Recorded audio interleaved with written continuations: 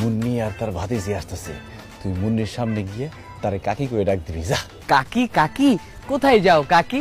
অসভ্য বেয়াদব ফাজিল ছেলে কোথাকার। এই তোর কোন কাকার লগে আমার বিয়ে হইছে রে? তুই আমার কাকি কইতাছস? হ্যাঁ, সে তোরে কাকি হিসেবে পছন্দ করে, সে চায় আমি যাতে তোরে বিয়ে করি।